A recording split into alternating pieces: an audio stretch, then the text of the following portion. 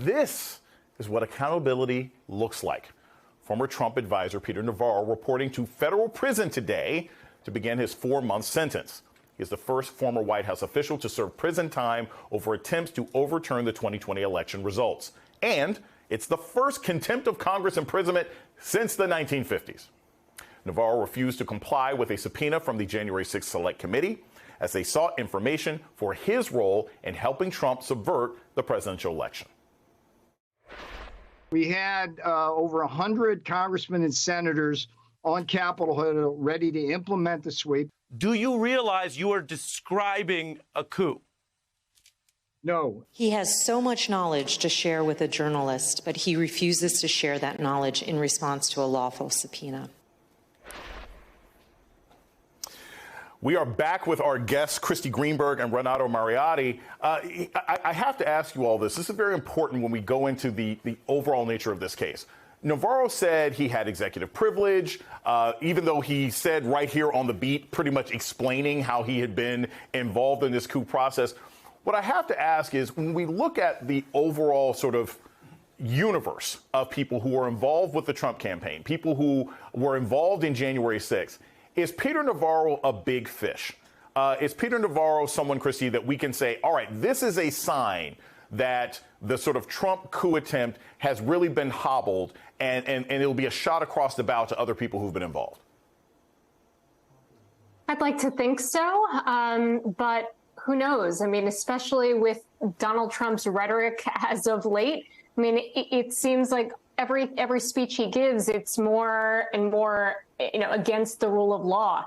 And so I would like to think that this is a deterrent, but given Donald Trump's own strength, if he is to take office in November, who knows what happens to the rule of law as a result. I mean, looking at this example where, Navarro says that he is a victim of political persecution, you can say something over and over again. It doesn't make it true. And he clearly had due process here. He just ignored that process. And so I'd like to think this is an example. But again, a lot of that will depend on who becomes the president. Renato, I want to play you this soundbite of Peter Navarro. He compares his prison sentence to dead soldiers on Don Jr.'s podcast, and get your thoughts on the other side.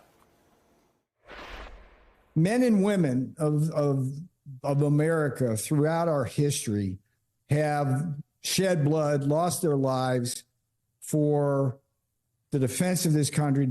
For me, it's a much smaller sacrifice to be willing to go to prison, as I now have been ordered to do, to defend what is really one of the most important principles of the Constitution, which is the constitutional separation of powers.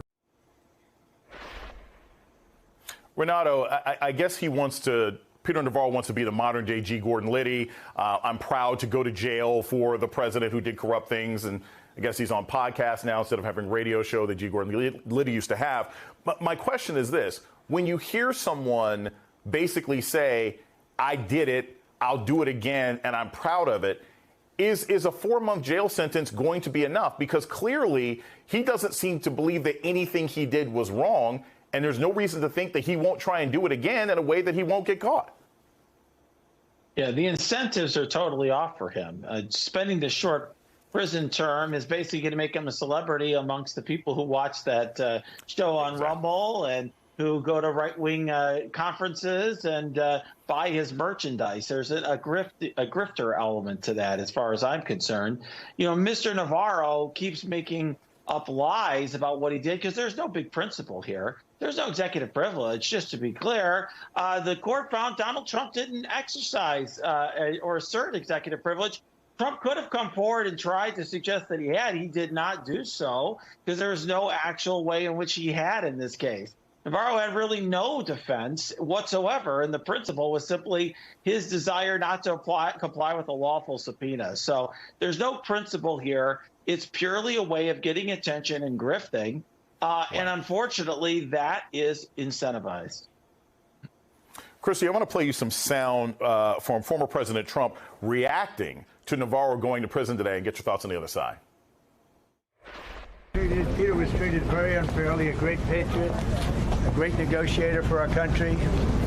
He did a tremendous job with respect to China and trade, and they treated him very badly. So again, clearly, Christy, we have, this has always sort of amazed me. I don't know why anybody would be willing to go to jail for Donald Trump. He doesn't have anyone's back.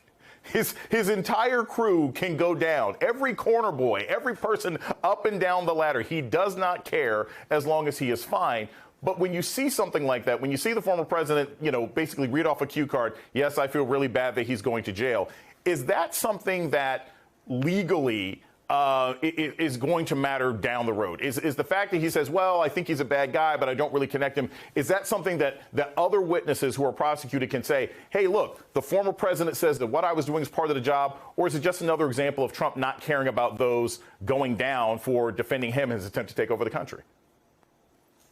So I think a lot of Donald Trump's words here and assurances that he will take care. Look at the way he's talking about those who have been convicted of felonies in connection with January 6th. He's now talking about them as hostages. The rhetoric is that, if he is able to, become president, that, he's going to pardon these people. That seems to be the upshot of his comments. It seems as though, even he still has a co-defendant in Florida, two co-defendants in Florida. Right. Who knows what discussions have been had among their lawyers, but at least as of now, it appears that they are remaining loyal. So, those who have, even Manafort, who was, convicted of, bank fraud and wire fraud, is somebody who's now being brought back into the fold because he didn't flip entirely. He wasn't with the government. So, if you show loyalty to Donald Trump, at least as of now, still has the potential for great power. And so while that potential still exists, you're going to see, I think, people continuing to try to gain favor with him. And if that means breaking the law, then so be it.